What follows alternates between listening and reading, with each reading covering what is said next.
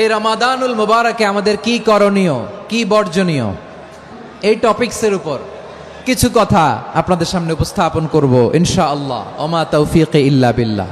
আল্লাহ তাআলা ইরশাদ করছেন, শাহরু রমাদান আল্লাযী উনজিলা ফীহিল কুরআনু হুদাল লিন-নাস ওয়া বাইনাতিম মিনাল হুদা ওয়াল ফুরকান।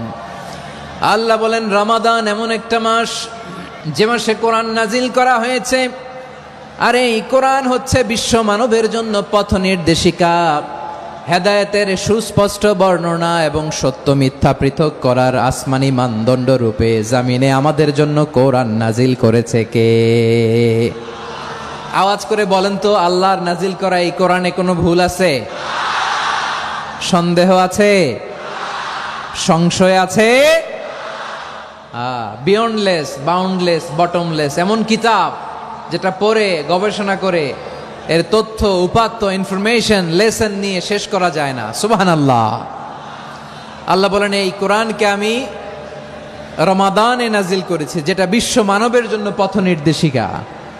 আমার প্রিয় ভাইরা, এই কোরআন নাজিল হয়েছে রমাদান আল মুবারক, এই বরকতময় মাসে। তাই আমাদের উচিত আসন্ন যে রমাদান আল মুবারক, এই রমাদানে কোরআনের সাথে নিজেদের সম্পর্ককে বাড়ানো। আপনি কি জানেন কোরআন নিয়ে কোন ফেরেশতা পৃথিবীতে এসেছিল? জানেন ফেরেশতার নাম কি বলেন তো? জিবরিল আলাইহিস সালাম। সাইয়েদনা জিবরিল কোরআন নিয়ে এসেছেন, ফলে উনি হয়েছেন শ্রেষ্ঠ ফেরেশতা। বিশ্ব নবীর উপর কোরআন নাজিল হয়েছে, তাই তিনি হয়েছেন শ্রেষ্ঠ নবী। রমাদানে কোরআন নাজিল হয়েছে, তাই রমাদান হয়েছে শ্রেষ্ঠ মাস। কদরের রাতে কোরআন নাজিল হয়েছে, তাই কদর হয়েছে শ্রেষ্ঠ রাত। আমরাও যদি কোরআনের সাথে সম্পর্ক বাড়াই, আমাদের মর্যাদাও এরকম, আমাদেরকেও শ্রেষ্ঠ মানুষ বানায় দিবে কে? এজন্য কোরআনের সাথে সম্পর্ক বাড়াইতে রাজি আছেন তো? যারাই কোরআনের সাথে সম্পর্ক বাড়ায়, এদের মর্যাদা বাড়ায় দেয় কে? শাবান মাস আসলে, রজব মাস আসলে সাহাবারা কি করতেন আসুন আমরা দেখি, কিভাবে তারা রমাদানকে ওয়েলকাম জানাতেন। রজব, শাবান আসলেই ওনারা রমাদান পর্যন্ত পৌঁছার আকুতি, আগ্রহ আর ফরিয়াদ আল্লাহর কাছে জানাতেন, আর বলতেন, ইয়া আল্লাহ, রমজান পর্যন্ত আমাদের হায়াত বাড়িয়ে দাও। আল্লাহুম্মা বাল্লিগনা রমাদান, আল্লাহ তুমি রমজান পর্যন্ত আমাদের পৌঁছে দাও। আল্লাহুম্মা বারিক লানা ফি রজব ওয়া শাবান ওয়া বাল্লিগনা রমাদান, আল্লাহ রজব শাবানে বরকত দাও, আল্লাহ রমজান পর্যন্ত তুমি আমাদেরকে পৌঁছে দাও। আওয়াজ করে পড়েন আমিন। আমার প্রিয় চাঁপাইনবাবগঞ্জের ভাইরা, গত বছর অনেকের সাথে আমরা একসাথে রমাদান কাটিয়েছি, তাদের অনেকে দুনিয়াতে এখন বেঁচে নাই, এরকম আছে না নাই? আচ্ছা, এই বছর যদি খুশনসিব হয় আমাদের, আমরা যদি পাই, আগামী বছরও যে রমাদান আমরা পাবো কোনো গ্যারান্টি আছে? তাহলে আসুন আমরা ভেবে নেই, হতে পারে this Ramadan could be the last and final Ramadan in our life. হতে পারে এই রমাদানই হতে পারে আমার জীবনের শেষ রমাদান। তাই আসুন আমরা আল্লাহর কাছে দোয়া করি, আল্লাহুম্মা বাল্লিগনা রমাদান, আল্লাহ তুমি রমাদান পর্যন্ত আমাদেরকে পৌঁছে দাও। আওয়াজ করে পড়েন আমিন। ইবনু রাজব আল হাম্বলি লাতাইফুল মাআরিফের মধ্যে লিখেছেন, সাহাবারা ওনারা রমাদান কেন্দ্রিক, আমাদের সালাফ সালফে সালেহিনরা রমাদান কেন্দ্রিক জীবন কাটাতেন। ওনারা রমজান আসার 6 মাস আগে আল্লাহর কাছে দোয়া করতেন, আল্লাহ রমজান পর্যন্ত পৌঁছে দাও। রমজান চলে যাওয়ার পরে বাকি 6 মাস আল্লাহর কাছে দোয়া করতেন, আল্লাহ এই রমাদানে যে ইবাদত করেছি, ইবাদত গুলো তুমি কবুল করে নাও। সুবহানাল্লাহ। তাহলে পুরো বছর রমাদান কেন্দ্রিক জীবন। রমজান আসার আগে 6 মাস দোয়া করতো, আল্লাহ আমরা যেন রমজান পাই। রমজান চলে যাওয়ার পরে বাকি 6 মাস বলতো, আল্লাহ রমজানে যে ইবাদত করেছি এগুলো তুমি কবুল করে নাও। সুবহানাল্লাহ। আবার এই শাবান মাসে আল্লাহর হাবিব সাল্লাল্লাহু আলাইহি ওয়াসাল্লাম সবচেয়ে বেশি রোজা রাখতেন। এই শাবান শেষে আমাদের মধ্যে আগমন করবে রমাদান, এবং এই রমাদানুল মুবারক আল্লাহ তাআলা আমাদের জন্য সিয়াম ফরজ করেছেন। কি ফরজ করেছেন? তিনি সূরাতুল বাকারার 183 নম্বর আয়াতে ইরশাদ করছেন, রাব্বুল আলামিন বলেন, ইয়া আইয়ুহাল্লাযীনা আমানু কুতিবা আলাইকুমুস সিয়ামু কামা কুতিবা আলাল্লাযীনা মিন ক্বাবলিকুম লাআল্লাকুম তাত্তাকুন। আল্লাহ বলেন, ও বিশ্বাসীরা শোনো শোনো, তোমাদের জন্য সিয়ামকে ফরজ করা হয়েছে, ঠিক যেমন ভাবে তোমাদের পূর্ববর্তী উম্মতদের উপরও সিয়ামকে ফরজ করা হয়েছিল, লাআল্লাকুম তাত্তাকুন, যাতে করে তোমরা সবাই মুত্তাকি হতে পারো। সুবহানাল্লাহ বলেন, যাতে করে তোমরা আল্লাহ সচেতন হতে পারো। তাহলে সিয়ামকে, এই সামনে যে রমাদান আসতেছে আমার প্রিয় ভাইয়েরা, এই পুরো রমাদান ব্যাপী সিয়াম সাধন করা, সিয়াম পালন করাকে আমাদের জন্য ফরজ করে দিয়েছে কে? এটা শুধু আমাদের উপরই ফরজ না, আমাদের আগে যত জাতিগোষ্ঠী এই পৃথিবীতে এসছে সবার উপরে সিয়াম পালনকে ফরজ করেছে কে? তবে ধরনটা ভিন্ন ছিল, এক এক জাতিগোষ্ঠীর জন্য এক এক ধরনের ছিল। আমাদের জন্য সিয়াম ফরজ টানা 1 মাস 30 দিন বা 29 দিন। পূর্ববর্তী অনেক উম্মতের উপর 1 মাস ছিল না, 3টা ফরজ ছিল। কয়টা? প্রতি মাসের 13, 14, 15 ফরজ ছিল তাদের জন্য। কারো জন্য শুধু একটা, আশুরার রোজা। কোন কোন উম্মতের জন্য 10টা। কোন কোন উম্মতের জন্য রোজা ফরজ ছিল মৌনতার রোজা, আরবিতে বলে সৌমুল ইনসাত, মানে সারাদিন খেতে পারবে, পান করতে পারবে, স্ত্রীর সাথে মেলামেশা করতে পারবে, কিন্তু কথা বলতে পারবে না। কথা বললেই তাদের রোজা ভেঙে যেতে। পড়েন সুবহানাল্লাহ, কি অদ্ভুত ব্যাপার! মৌন সম্মতির রোজা। যেমনটি সাইয়্যিদাতুনা মারিয়াম আলাইহাস সালাম বলেছেন, ইন্নী নাযারতু লির-রাহমানি সাওমা ফালান উকাল্লিমাল ইয়াওমা ইনসিয়া। তিনি বলেছেন, আজকে আমি রহমানের জন্য, মানে আল্লাহর জন্য রোজা মানত করেছি, আজকে আমি কারোর সাথে কথা বলতে পারবো না। তো রোজা রাখলে কথা বলতে পারবে না কেন? কারণ ওই শরীয়তে রোজার বিধান ছিল সকাল থেকে সন্ধ্যা খেতে পারবেন, পান করতে পারবেন, কিন্তু কথা বলতে পারবেন না। কথা বললেই রোজা ভেঙে যেত। সুবহানাল্লাহ বলেন। তাহলে সব জাতিগোষ্ঠীর উপরে রোজা ফরজ ছিল, কিন্তু ধরনটা ভিন্ন ছিল। মজার ব্যাপার হচ্ছে, আপনি বর্তমানেও বিভিন্ন ধর্মের দিকে তাকান, বৌদ্ধ ধর্ম, হিন্দু ধর্ম, খ্রিস্ট ধর্ম, তাদের মধ্যেও রোজা আছে। ইংরেজরা, খ্রিস্টানরা এটাকে বলে ফাস্টিং। কি বলে? ফাস্টিং। আমাদের হিন্দু ভাইয়েরা বলে উপবাস। তারা কি বলে? উপবাস। আবার এখন আন্দোলনেরও একটা মাধ্যম হয়েছে এটা, না খেয়ে থাকা। এটারে বলে অনশন। এটারে কি বলে? অনশন ধর্মঘট। মানে আমাদের দাবি না মানলে আমরা খাবো না, রোজা রাখলাম। তারপরে আধুনিক বিজ্ঞান এটার একটা নাম দিয়েছে না খেয়ে থাকাকে, অটোফিজি। কি বলে? অটোফিজি। জাপানের এক চিকিৎসা বিজ্ঞানী এই অটোফিজির উপর গবেষণা করে সে নোবেল পেয়েছে। এজন্য আল্লাহ তাআলা আমাদের জন্য গোটা রমাদানে এই সিয়ামকে ফরজ করে দিয়েছেন। আওয়াজ করে বলেন আল্লাহু আকবার। রাব্বুল আলামিন বলেন, ইয়া আইয়ুহাল্লাযীনা আমানু কুতিবা আলাইকুমুস সিয়াম।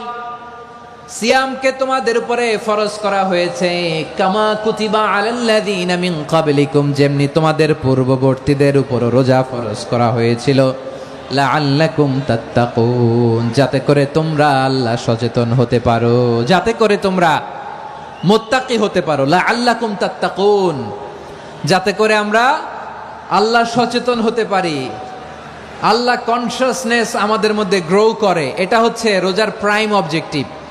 অনেকে জিজ্ঞেস করলে অনেকে বলে রোজার মূল উদ্দেশ্য হচ্ছে না খেয়ে থাকা। না। অনেকে বলে গরিবদের কষ্ট অনুধাবন করা রোজার উদ্দেশ্য। না। রোজার উদ্দেশ্য কি, সিয়াম পালনের উদ্দেশ্য কি, এটা আল্লাহ তাআলা স্পষ্ট এই আয়াতের পেছনে বলেছেন যে লাআল্লাকুম তাত্তাকুন, যাতে করে তোমরা আল্লাহ সচেতন হতে পারো, আল্লাহ ভীতি তোমাদের মধ্যে গ্রো করে, গড কনসিয়াসনেস, আল্লাহ কনসিয়াসনেস, আল্লাহ সচেতনতা যেন বাড়ে। দ্য সেন্স অফ অ্যাকাউন্টেবিলিটি, আল্লাহর সুপ্রিম কোর্টের কাঠগড়া এই দুনিয়াতে আমি যাই করলাম তার সবকিছু যে পাই টু পাই হিসাব দিতে হবে, এই sense, to enhance the sense that what ever we do Allah is watching me. আপনি যাই করেন কেউ দেখে না, কিন্তু দেখে কে? শুরুতেই তো জিজ্ঞেস করেছিলাম যে কেউ যেটা দেখে না সেটা দেখেন কে? কেউ যেটা শোনে না সেটা শোনেন কে? এর নাম হচ্ছে লাআল্লাকুম তাত্তাকুন, যাতে করে তোমরা আল্লাহ সচেতন হতে পারো, আল্লাহ ভীরু হতে পারো। দুনিয়ার কেউ দেখে না, কিন্তু আল্লাহ দেখে।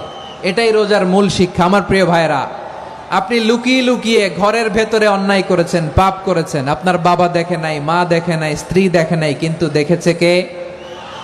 আল্লাহর চোখ ফাঁকি দেয়া যায়? আচ্ছা, বুঝে থাকলে বলেন তো, সিসি ক্যামেরার চোখ ফাঁকি দেয়া যায় কি যায় না? পুলিশের চোখ, র্যাবের চোখ, বিমানবন্দরে কাস্টমস অফিসারের চোখ, কিন্তু আমার আল্লাহর চোখ এই সেন্সটা নিয়ে আসা নিজের মধ্যে, আমি what ever I do Allah is watching me, যাই করি আল্লাহ দেখে। লাআল্লাকুম তাত্তাকুন। রমাদানের রোজা, ইফতারি, সিয়াম, ইবাদত সব কিছুর মধ্য দিয়ে আপনাকে খেয়াল করতে হবে যে লাআল্লাকুম তাত্তাকুন এই স্ট্যান্ডার্ড এটা অ্যাচিভ হচ্ছে কিনা আমাদের, যাতে করে তোমরা মুত্তাকি হতে পারো, আল্লাহ ভীরু হতে পারো। তাকওয়া, এটা হচ্ছে the essence of Islam. What is তাকওয়া? তাকওয়া মানে কি? তাকওয়ার সংজ্ঞা অনেকে অনেক ভাবে দিয়েছেন। আমি সরাসরি সাহাবাদের কাছ থেকে একটা সংজ্ঞা আপনাদের শোনাচ্ছি। ওমরে ফারুক রাদিয়াল্লাহু তাআলা আনহু উবাই ইবনে কাব রাদিয়াল্লাহু তাআলা আনহুকে জিজ্ঞেস করেছিলেন, ইয়া উবাই মা হুয়া তাকওয়া, হে উবাই তাকওয়া কি? তাকওয়া কাকে বলে? উবাই ইবনে কাব তিনি প্রশ্নের উত্তর না দিয়ে উনিও আবার প্রশ্ন ছুড়লেন। তিনি বললেন, ইয়া আমিরাল মুমিনিন আমা সালাকতা তরিকান যা শাউক, আপনি কি কাঁটাযুক্ত রাস্তা দিয়ে মরুভূমিতে কখনো হেঁটেছেন? যে রাস্তার চারদিকে ক্যাকটাস, গুলমলতার কাঁটা, হেঁটেছেন? ওমরে ফারুক বললেন, নাম হেঁটেছি, বালা হেঁটেছি। কাইফা আমিলতা, কিভাবে হেঁটেছেন? ওমরে ফারুক বললেন, শাম্মারতু ওয়াজতাহাত্তু, আমি আমার জামা, জুব্বা আর চাদর আটোসাটো করে গায়ের সাথে এমন ভাবে মিলিয়ে রেখেছি, এমন সাবধানে হেঁটেছি যাতে করে মরুভূমির ক্যাকটাসের গুলমলতার কাঁটা আমার গায়ে বিধে না যায়। উবাই ইবনে কাব বললেন, ফাযালিকা হুয়া তাকওয়া, আরে তাহলে আপনি তো ঠিকই জানেন তাকওয়া মানে কি, এটাই তো তাকওয়া। ওই রাস্তা দিয়ে যেভাবে হেঁটেছেন পুরো দুনিয়ার জিন্দেগিটা এইভাবে সাবধানে চলার নামই হচ্ছে তাকওয়া। চিল্লায় বলো ঠিক কিনা? এই দুনিয়াতে পাপ পঙ্কিলতা থাকবে, শয়তানির হাতছানি থাকবে, অপরাধ প্রবণতা থাকবে, নফসের খায়েশ থাকবে, অন্যায়ের হাতছানি থাকবে, সব কিছুকে দলে মুচড়ে পেছনে ফেলে সাবধান হয়ে এই দুনিয়ার সিরাতুল মুস্তাকিমের পথে চলতে হবে। যেই রাস্তা শুরু হয়েছে দুনিয়াতে, শেষ হয়ে গিয়েছে আল্লাহর জান্নাতের ভেতরে। চিল্লায় বলেন ঠিক কিনা? আমার প্রিয় চাপাই নবাবগঞ্জের ভাইয়েরা, এটার নামই তাকওয়া। উবাই ইবনে কাব বললেন, ও আমিরুল মুমিনিন, ওই কাঁটাযুক্ত গুলমলতার রাস্তার মধ্যে ঠিক যেমনি সাবধান হয়ে আপনি হেঁটেছেন, এই দুনিয়ার বুকে ওই সাবধান হয়ে চলার নাম হলো তাকওয়া। সুবহানাল্লাহ। তাকওয়ার শুধু দুইটা নমুনা আপনাদের সামনে পেশ করব, আপনাদের ক্লিয়ার হয়ে যাবে। একটা নমুনা তো দিলাম, আরেকটা নমুনা, সেটাও ওমরে ফারুক রাদিয়াল্লাহু তাআলা আনহুর জীবনী থেকে। উনি ছিলেন ন্যায়পরায়ণ শাসক। রাত্রিবেলা প্রজাদের কি হাল হাকিকত, কি অবস্থা, ঘুরে ঘুরে প্যাট্রোলিং করতেন পুলিশের মতো। সারা রাত তিনি ঘুরেছেন কার কি অবস্থা দেখে, শেষ রাতে তিনি ফিরে আসতেছেন। তিনি থাকতেন, সহিহ বুখারীতে এসেছে, কানা ইয়াসকুনু ফি আওয়ালিল মদিনা, মদিনার উঁচু এলাকায় থাকতেন। তো ফিরে আসার সময় উনি একটা প্রাচীর বেষ্টিত ঘরের পাশে দুইজন নারীর কথোপকথন শুনতে পেলেন। একজন বৃদ্ধা, একজন যুবতী। উনি কান লাগিয়ে শুনতে পাচ্ছেন। বৃদ্ধা মা, ওমর ফারুক কাউকে দেখতে পাচ্ছেন না, শুনতে পাচ্ছেন। বৃদ্ধা মা তার যুবতী মেয়েকে বলে, এই তাড়াতাড়ি ওটের দুধ দহন করে ওটের দুধের সাথে পানি মিশাও, তাইলে কালকে বাজারে মদিনায় বেশি দামে বিক্রি করা যাবে, লাভ হবে অনেক। বৃদ্ধা মহিলা এটা বললেন।